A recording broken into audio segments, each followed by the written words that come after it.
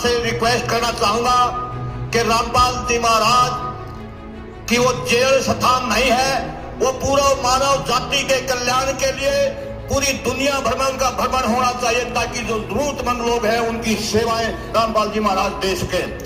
और मैं चेतावनी भी देना चाहता हूं सरकार को, अगर ये बात हमारी नहीं मानी गई, अगला कोई भी सम्मान समारोह हो, उससे पहले रामपाल जी महाराज को बिना शर्त जेल से बाहर भी किया गया, तो ऐसा ना हो जाए ये लोग भी रामपाल के पास ही जेल में जाने के लिए जेल भरो आंदोलन चालू ना करते हैं। समय रहते सरकार को हमारी चेतावनी, हमारी बात की तरफ ध्यान दिया जाए।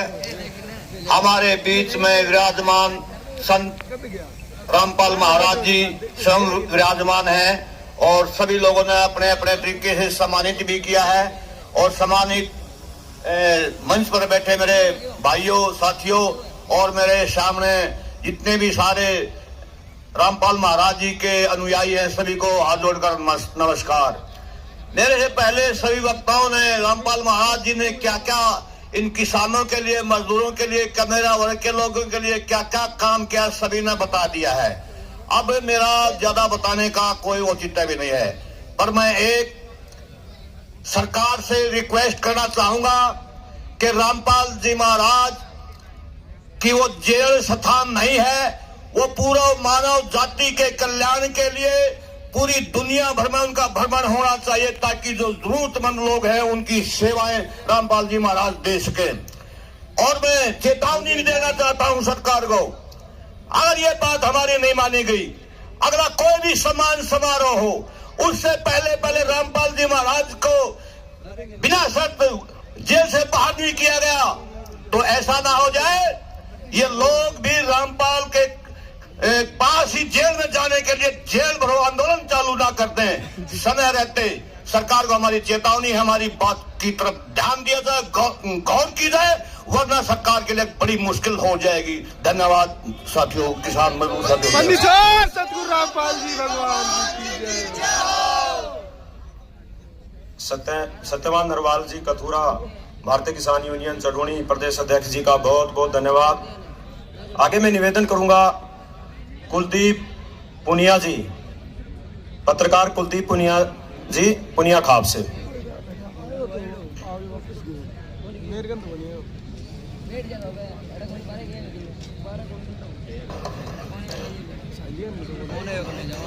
सत साहेब, मजा नहीं आया, एक बार और बोलो सत साहेब।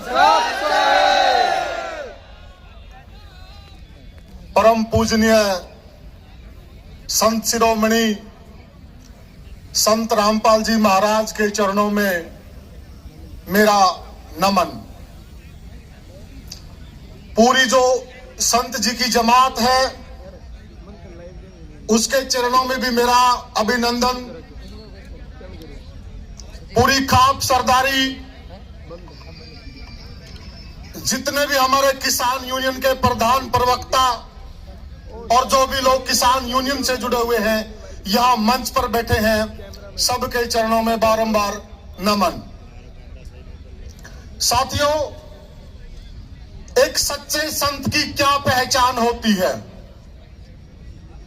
जितनी भी सरदारी यहां बैठी है मेरे सामने, मातृशक्ति बैठी है, बुजुर्ग बैठे हैं, नौजवान बैठे हैं। साथियों, आप लोगों ने हरियाणा के पूर्व मुख्यमंत्री चौधरी भूपेंद्र सिंह हुड्डा को तो आप अच्छे से जानते होंगे। मैं आज आपको एक ऐसा किस्सा सुनाना चाहता हूं कि संत का प्रताप क्या होता है।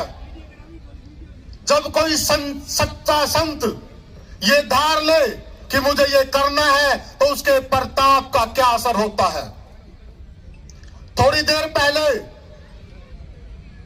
मैं मनोज दास जी से और वीरेंद्र दास जी से भी आग्रह करूंगा, शायद उनको भी इस किस्से के बारे में मालूम नहीं होगा। वीरेंद्र जी थोड़ी देर पहले जो यहां बोल कर गए हैं दिलबाग सिंह हुड्डा जी, दिलबाग सिंह हुड्डा जी हैं कौन, वो मैं बताऊंगा आपको।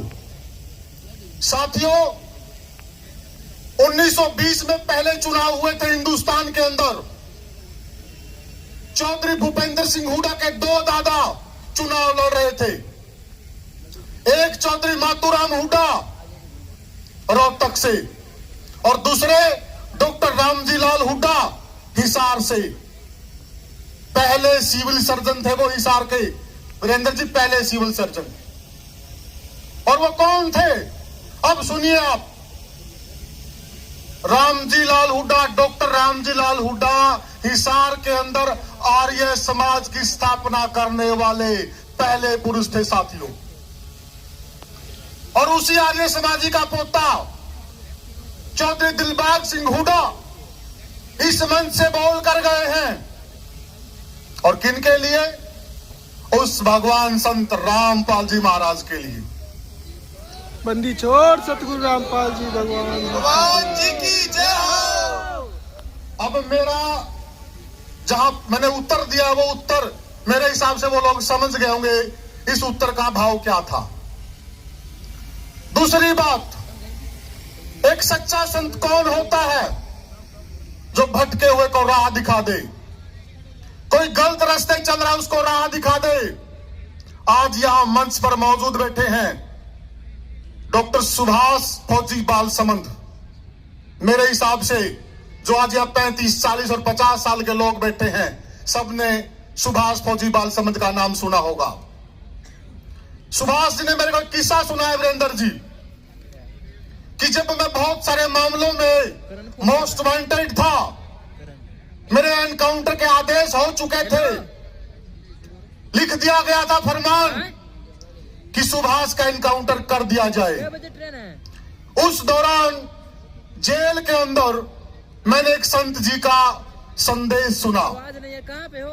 मैंने संदेश एक वीडियो देखी संत जी की और उसके बाद मेरे विचार ही पलट गई। मुझे समझ में आया कि मैं गलत रास्ते पर चल रहा हूं, ये सही रास्ता नहीं है। और उसी दिन से मैंने ये विचार कर लिया था कि जिस दिन जेल से सुभाष फौजी निकलेगा तो एक अच्छा नागरिक बनकर निकलेगा। खड़े हो जाइए सुभाष जी, आप मंच पर मौजूद हैं, मेरा आग्रह है आपसे एक बार खड़े होकर आप। 17 साल से भाई सुभाष पर कोई मुकदमा नहीं है और ये संत जी की प्रेरणा है साथियों। सतगुरु रामपाल जी भगवान की जय। जिस सुभाष फौजी को बहुत बड़ा मोस्ट वांटेड माना जाता था, अखबारें पूरी भर कर आती थी, वो सुभाष फौजी संत जी के विचार सुनकर बदल गया। ये होती सच्चे संत की पहचान। और सच्चे संत कौन है?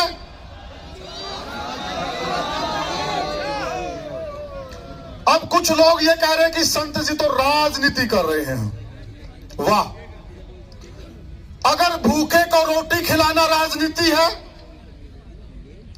अगर गरीब को छत देना राजनीति है, अगर निर्धन के तन पर कपड़े नहीं है उनको वस्त्र देना राजनीति है, रोटी, कपड़ा और मकान 3 मूलभूत आवश्यकता है और देश के संविधान में अंकित हैं।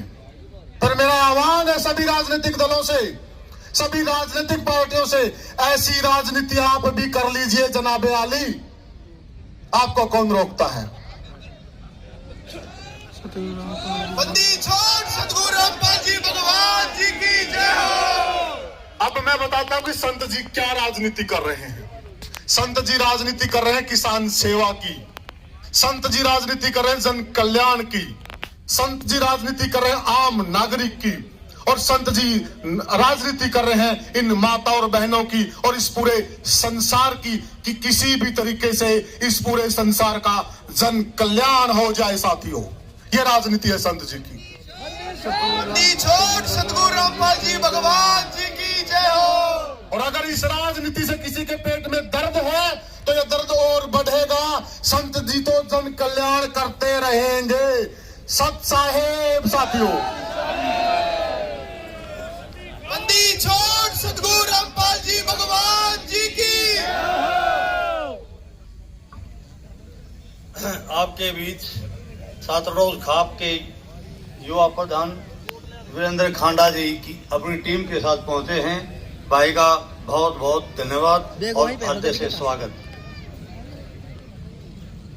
अब आपके सामने समय बहुत हो गया है, घर जाएंगे क्या? लेकिन हम बहुत जल्दी समापन करेंगे समारोह का। 2 मिनट के लिए तुम उसे कैप्टन रामपुर जो पूर्व सरपंच है केसोड़ा के कैप्टन जी।